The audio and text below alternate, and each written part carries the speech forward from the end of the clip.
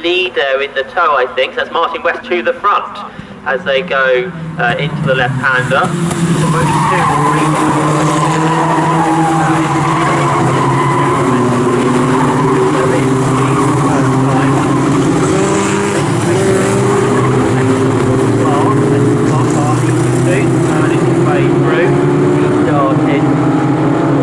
Of the grid, so not as good have started yesterday for him. Meanwhile, got only 3 for the lead as they start to break away from Murray Shepherd, with Martin West, who took his first ever win here at Snetterton a few years ago, leading the way. The driver who finished 4th in the championship last year. Big move over the curb to Tom Gadd, so he chucks it up the inside there of Paul Clark, but whether he'll lose that again quite quickly down the straight, we're yet to see. Over the line they go, side by side for the lead of the race, and just because there are only 3 cars in that lead group now doesn't mean it's going to stay that way. And it was Martin West by 100th of a second from Craig Land as they cut the timing beam. That time Jeff Peake a quarter of a second behind in 3rd place. Here they are then up towards Wilson once again. Land has got the advantage now, and actually Martin West has dropped down to 3rd position, and the next group is indeed catching them as well, headed by Murray Shepherd in the number 2 car, who finished only back in 10th place yesterday.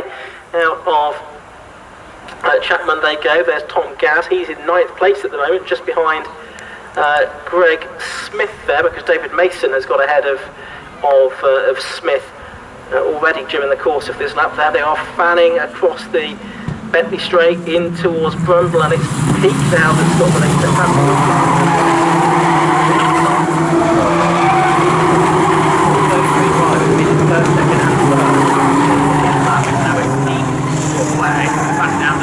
Craig Land, who led the car is getting longer now because Murray Shepherd has caught. He's brought the rest with him. As you've got 6 there now, because Andrew Tate and Cole Roussillard on the other 2 into Murray they go, and everybody keeps fairly well off the curve. It's Greg Smith, I think, that leads the second group of cars that will try to chase up to the leaders that try to go side by side now as they complete the lap. So Jeff Peake is being challenged there then by, I think it's Martin West, isn't it? As they go up towards Ritchie's, and it's West on the inside. He grabs the lead. Peake holds 2nd, then 87 Craig Land in 3rd with Murray Shepherd and Tate and Roussillard behind. Yeah, it's basically 6 cars in the leading group, and Tom Gadd has got himself back up into 7th place, but he's probably a second or 2 now behind this leading sextet that are making their way around Chapman with the 84 Carl Roussillard at the back of the group. I think there's 6 cars in that second group as well, so the top 12 cars all not that far apart really. There's been a yellow flag down at the hairpin. Yeah, don't know who that was for. Sure, we're going to have a change for the lead here. Oh, there's a couple of cars. That's Mason from the second group, and it's Simon Court. So the 9th and 10th place cars.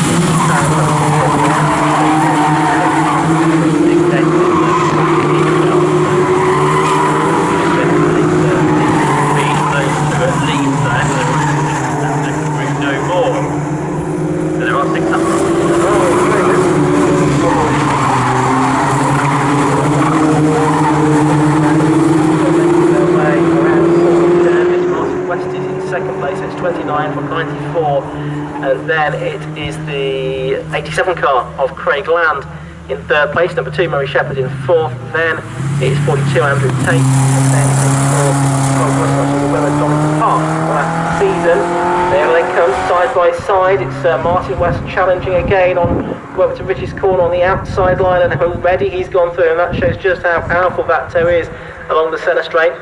Land there, number 87, is in 3rd place. Tim Headstone-Smith not finding these dry conditions too bad, and he's got to the top 10, so I'm sure he'll be pleased with that. He's got Dave Berry and Gary Brandon around him, 3 very experienced drivers within the category. Yeah, and that's up from 17th on the grid, so that's a good performance. As we're watching the battle for the lead, now again past those 2 cars that are coming together, I think we can see the yellow flag there. It's another car. I think it is another car, yeah, further round.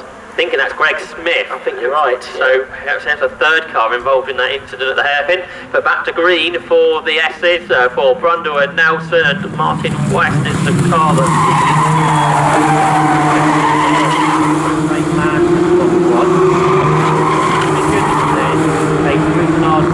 seem quite content at the moment, just this at the back of that group. It does feel it's a little bit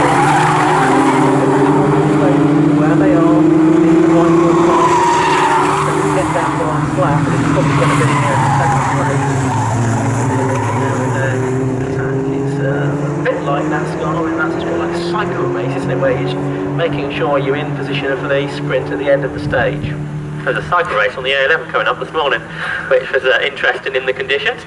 Across the line they come for the lead, side by side. Jeff Peake back to the outside of Martin West, and Murray Shepherd's trying to come up the inside of both of them here, and he's caught for both. So into the lead goes Murray Shepherd, and he was fourth just a couple of laps ago. And 10th yesterday, so considerable uptick in fortunes for Murray, who, as well as Locost, often seen out in historic racing as well. I think he has competed at Goodwood in the past, turning his way around the right-hander at Wilson, and then the sort of little left flick onto the Bentley straight. In that 6-car battle behind we had, there's only 2 of them left, isn't there? Tom Gadd and Paul Clark, so it must have been a fairly sizable incident there, but good to see that they've all been dealt with under local yellow flags. Yeah, absolutely no need for safety car, which is good to see.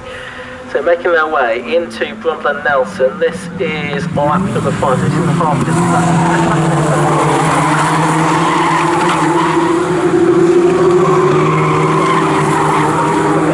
There's Simon Wolf cancelled, so he was watching from the back of the grid, as you said, Josh, and he's now moving to the top 10. Nice position start to that. Simon Wolf cancelled, really making progress, about 6 seconds to make up now to the group of cars in front. Behind them, Tim Petstone Smith and Dave Berry having a good battle too.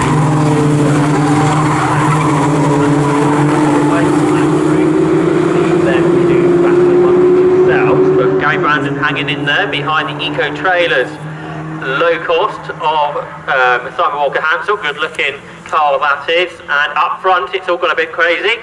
Jeff Peake goes round the outside to grab the lead. Martin West goes second, and Murray Shepherd, who led just a few hundred metres ago, drops down to third once more. Yeah, so halfway through this race, then it's up to Murray Shepherd, but that across the line is not leading now though. That is Jeff Peake, I beg your pardon.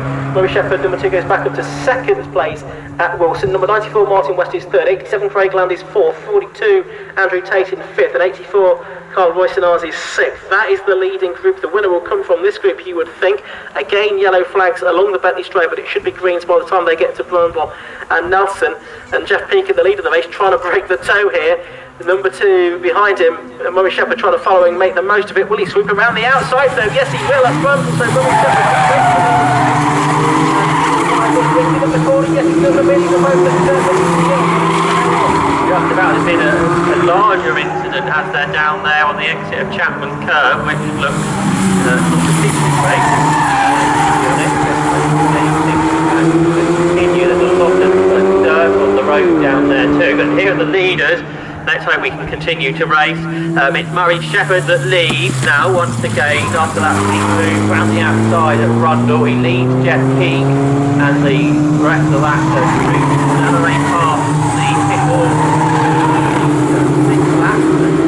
Murray Shepherd walks to their handle after the circuit track, flicks to that side of the track to follow him in the tow, and Shepherd, is he going to be passed into Ritchie's? Yes, he does. So 29 there goes through. Jeff Peake back to the front once more. But how long will that last? Not very long, I suspect. Probably not. So still those 6 cars separated by about a second and a half then, heading up to Wilson. They've got to be aware there might be yellow flags up here on the exit of the corner though.